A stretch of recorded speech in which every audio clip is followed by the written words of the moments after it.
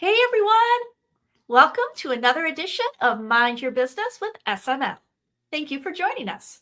Today, we have the amazing Liz Johnson, the founder, president, and principal consultant of Mountain View Marketing, a full-service marketing firm she established in 2003 to help small and mid-sized businesses thrive through strategy, creativity, and measurable growth. With more than 40 years of experience in marketing, advertising, and communications, Liz has earned a stellar reputation for her strategic clarity, client centered approach, and proven results.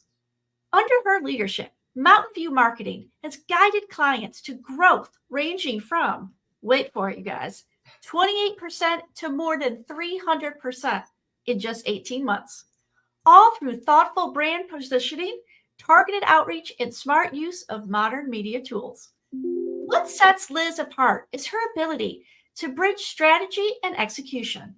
She partners closely with every client to understand their goals, challenges, and audience, then crafts tailored marketing solutions that truly move the needle.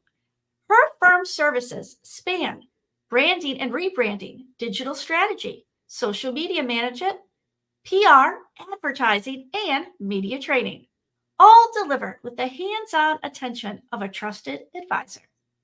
Liz's business philosophy is simple but powerful. Marketing should never feel like guesswork. Her mission is to give organizations the clarity and confidence to communicate their value, strengthen their presence, and accelerate their growth. It's no wonder that 98% of Mountain View Marketing's clients come from referrals, a testament to her integrity, expertise, and genuine care for the success of those she serves. Please join me in welcoming Liz Johnson, a marketing strategist, trusted advisor, and tireless advocate for the success of small and growing business. Take it away, Liz. Thank you so much, Marnie. It's great to be here today. I'm looking forward to chatting with you and to sharing some insight on successful branding as an effective business growth tool. So what makes a brand successful? A successful brand is three things. It's engaging, effective, and consistent. Consistently presenting your brand on all platforms can actually increase your revenue by up to 23%. Businesses that brand consistently across all platforms, both online and offline, are 3.5 times more likely to get strong brand visibility. It's important to remember that statistically, it takes 7 to 12 interactions with a brand for people to remember it. What is your brand? Your brand is your known identity as a company. It's the essence of what your company stands for. It's what your clients, prospective clients, colleagues, referral partners, and business organizations think of when they hear your brand name. Your brand is your promise to your clients regarding what you provide and the value of it to them. Your brand is what drives your clients to want your services or products, not just need those services or products. And it's what connects your company on an emotional level with your clients and with your prospects. Your brand actually has both an external role and an internal role. Externally, your brand should build trust and credibility. 59% of clients do business with brands because of trust. Your brand should build and strengthen your reputation in the marketplace, attract more new clients, and also help you retain existing clients and cultivate client loyalty. 43% of clients spend more money on brands that they're loyal to. In addition to this external role, Your brand has an internal role. It attracts top quality employees and exceptional collaborative partners. Businesses with weak company brands actually pay 10% higher salaries. Having a successful brand can reduce your hiring expenses. It takes very little investment to convince top quality employees to work with you when you have a successful brand.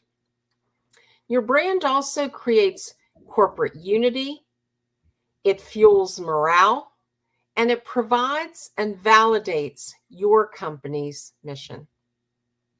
So, what are the components of your brand? The foundation of every successful brand, without exception, are your value propositions or unique brand assets. These answer 4 questions. Why choose your company? What sets you apart from the competition? What unique assets do you provide to your clients? And how do you give back specifically to the local and regional community? The answers to these 4 questions need to be woven visually and verbally into the fabric of your brand. Your logo is an important component of your brand. It should be clean, streamlined, and uncomplicated. Your tagline is part of your brand. Ideally, your tagline should be 5 words or less to be effective. Sorry, Liz, I had to make sure my tagline was okay. Yes, I'm good. It's very important. It makes a huge difference in terms of target market penetration and traction. So 5 words or less. Your personality, tone, and voice of your company are important brand components. Some companies prefer to be more relaxed, more familiar, more informal. Other companies prefer more professional, more formal personality, tone, and voice. You want to be sure that you assess what's really going to resonate with your ideal target market, and then determine what that personality, tone, and voice should be. And then it's absolutely critical that you're consistent with it. In all of your touch points throughout the marketplace, that personality, tone, and voice has to be consistent. Your font and typeface are part of your brand.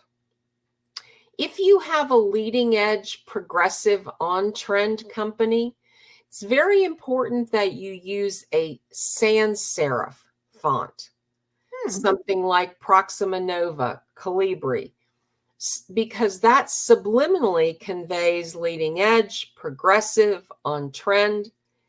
If, however, you have a 100-year-old law firm that's steeped in tradition, then you want to be sure you use a serif font. Something like Times Roman is a familiar one that many of us know, because that subliminally conveys established, long-established tradition, and that's what you would want to convey. So you want to choose very wisely. Your color palette is an important component of your brand. Color actually improves brand recognition by 80%. It has much more of an impact on your client's perception of your business than you may realize.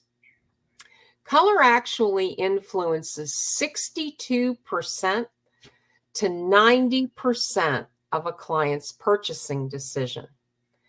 It's very important to your target market penetration and to the success of your business. 95% of the top 100 brands use only 1 or 2 branding colors. More than 2 colors tends to give your brand a bit of a carnival-like appearance. So it's really best to focus on using 1 or 2 branding colors. All successful brands, without exception, do extensive research before choosing their branding color palette. There's a tremendous amount of science behind the subliminal value of color and branding. So understanding your client's response to certain colors can increase the effectiveness of your company's logo, website, advertising, and collateral significantly. I'll give you just a couple of examples. Red is an attention-getting color. It conveys power, energy, boldness, strength, and courage. Okay, good. I'm good. Okay. Check that box, right, Marnie? That's right. Liz, you're going to be very happy with me. Excellent. Good. Well, red actually has been proven to encourage prospects to take action and to make a product or service purchase.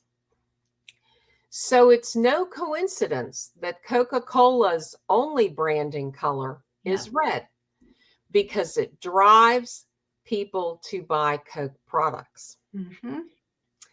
Blue is the most universally favored color of all. It conveys knowledge, expertise, authority, trustworthiness, loyalty, dependability, reliability, responsibility, and security. Blue is associated with integrity, and it conveys a subliminal message of stability, and it inspires trust. Blue has actually been proven to build customer loyalty or client loyalty. 33% of the world's top 100 brands have logos that include blue. And I'll give you just one more quick example, and then we'll move out of color. Green denotes growth, vitality, reliability, dependability, serenity, and peacefulness. Dark green is a very strong choice for financial firms or investment firms, as that subliminally conveys money and wealth. However, lighter green is an ideal color to promote health and healing, natural, safe, organic products, and protecting the environment. So not only is it important to choose the right color, it's very important to choose the right PMS shade of that color. When we do a branding or rebranding for a client, part of our service is to do an in-depth subliminal color analysis to determine, based on their services, their brand, their final value propositions, and their ideal target markets, what shades of what colors will resonate most effectively. And the results are significant when you do that. So how do you leverage the subliminal power of color in your branding? Well, first, you need to define the characteristics and the components that you want your brand to convey. Then, through in-depth research, it's important that the colors that are chosen connect and align with your brand promise, and they deliver your message. Color influences how clients view your brand, and it contributes to a strong brand identity. So it's imperative that you choose wisely.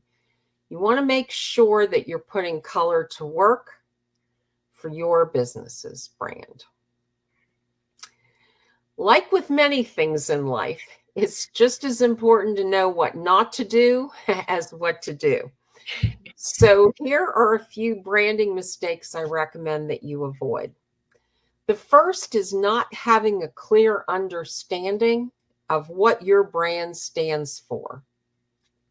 If you don't understand what your brand stands for, you're never going to be able to convey that effectively. That makes sense. Yes. It really does. You have to really do a deep dive into what your brand stands for so that you can represent it and convey it and leverage it effectively for your business. The next mistake is not clearly conveying what your brand stands for. The idea, if you build it, they will come, works in the field of dreams in the movies. It does not work in branding or in business. So you have to be very clear and very concise when you convey what your brand stands for. The next mistake we see primarily with small businesses, and that is revising or tweaking your brand in the marketplace.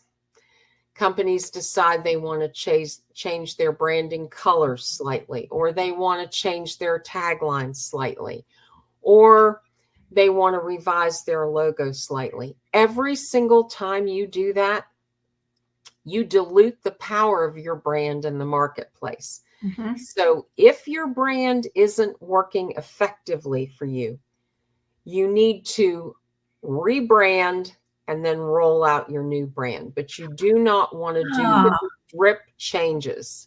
I see. Okay. Yeah, that's what I was going to ask, Liz. Like, well, what if we totally want to rebrand, so that makes sense to me. Okay. Yeah. Like a totally new introduction, because you Right, lose all the momentum you've already had with that past brand. right. And you want to showcase this as a clear representation of your brand and your business in today's market. For example, we have clients whose businesses are 50 years old. Well, their businesses have changed significantly over a 50-year period. So it's been really important to rebrand so that they leverage the value that they've built, Mm-hmm. but that they're also connecting with today's value. So it's really important that if you need to change your brand, you do a rebrand and then roll it out. Okay. It's also very common that companies are not prioritizing responsiveness and outstanding client service, and that is a brand requirement.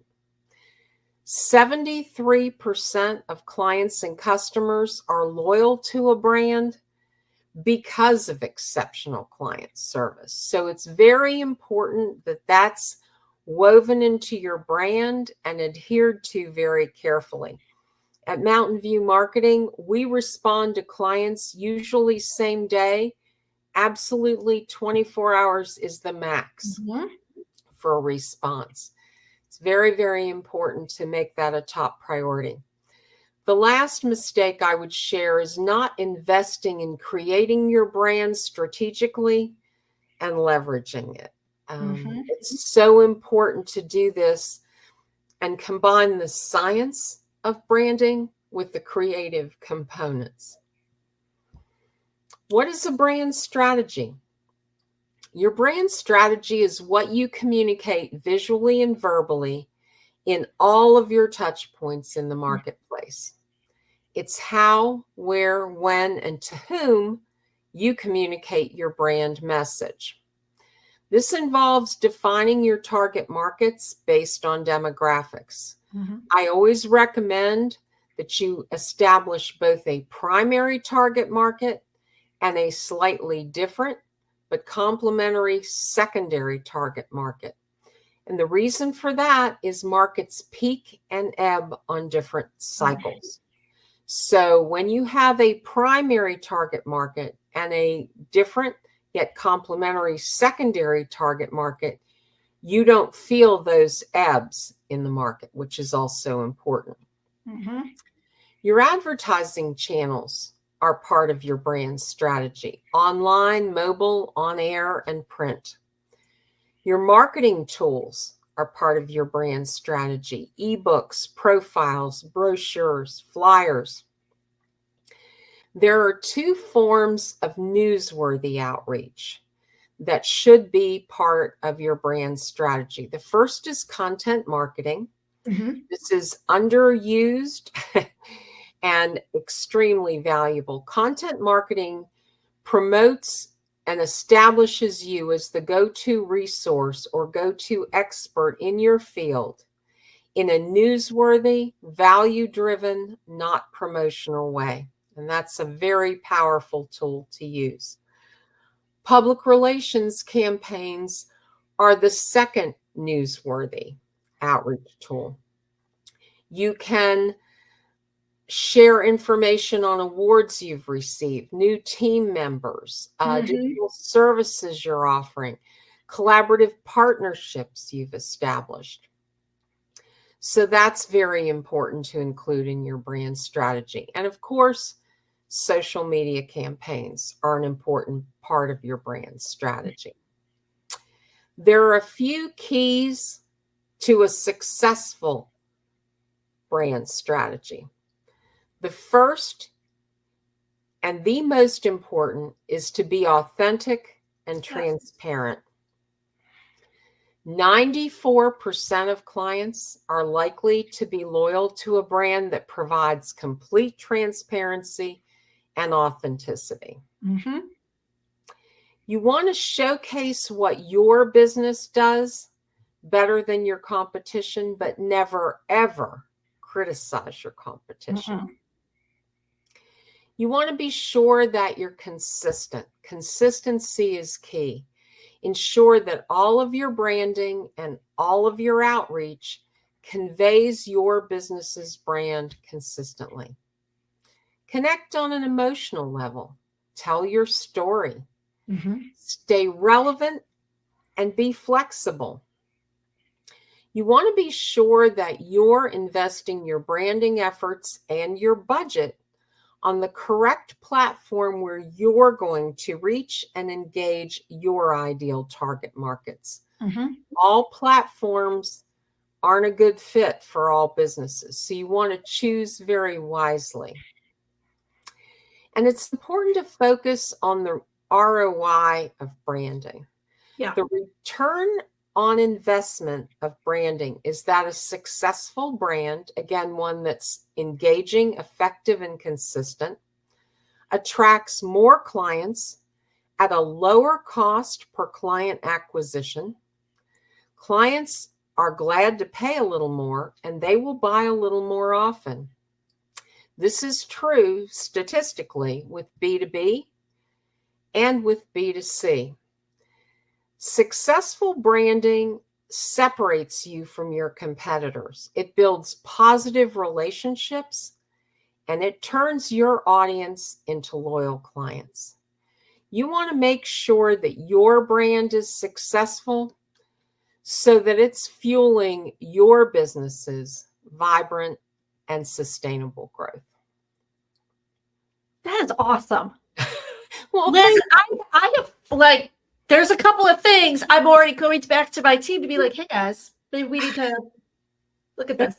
Yes, that was amazing. Thank you. It makes such a difference. We track the analytics of everything, Marnie, to give our clients a competitive edge in the marketplace. And the more informed you are about what's really going to critically make a difference, the more effective you can be.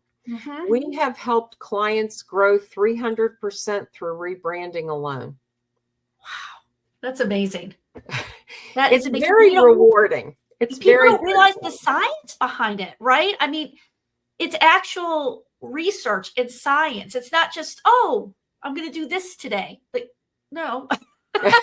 Not and be effective. And we have clients who come to us. Our clients are typically established businesses looking to grow and scale, startups that understand they need to brand successfully to grow successfully, which is very important.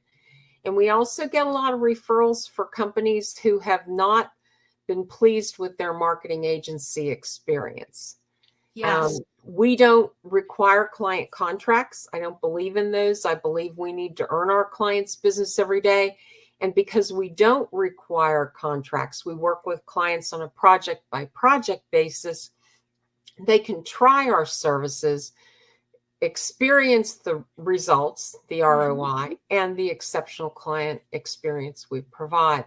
So they're not locked in. But I can't tell you how many clients have come to us and I've said, how did you arrive at your branding color palette? Oh, well, the marketing agency said just pick colors we like. Oh, Yikes. boy. And I said, well, that's, there's a more effective way to do that. Again, I'm Yes. not criticizing anybody, but there's a more effective way to do that. Mhm. And to really put the science to work. Yes. And you know what? I have a question, Liz. You mentioned something about like the different platforms or avenues. And one of them was print, like magazines and sending out flyers and things of that nature. Is that still kind of a key component to I would marketing in say this day and age? I was just curious. I would say no, it's not a key component. Mhm. I will say that many law firms still do print. That's still, and we work for a number of law firms. That's still a channel that they use. But for example, I mean, many things are digital today, definitely. But we create a profile for clients, and that's a multi-use outreach tool, a multi-use piece of collateral. We create that as a PDF for digital and electronic distribution, but then we also create it with bleeds and crops so that can be printed, handed out at a conference, a meeting, an in-person event. So if you can ensure multi-use components, that's very helpful. But print as a standalone channel, you see a little bit of that. We have some clients who do a small percentage of print. Law firms do more of a percentage of print, but print isn't dead, but it doesn't have the main stage it used to. Okay, good. That's what I was asking, because like we had spoken about before, there's always something new to learn. There's always something great that, it may fit with you to implement, but not all. You don't have to implement all of it. Like it's not the right fit for you sometimes, and you like the ROI, you have to see what fits with your organization. But and it's just, it's always so great to just learn new things. I mean, that's what it's all about, sharing knowledge, and we grow together and make magic happen, right? Absolutely. I would encourage people as new things come into the marketplace, be very careful that you do the due diligence or you work with someone who does, to make sure, as you correctly presented, Marnie, that it's a good fit for your business, because there's no such thing as a silver bullet. And you want to make sure it's a good fit for your brand and your business. Also, something that's very important to keep in mind today is that the highest ROI comes through multiple touch points in the marketplace.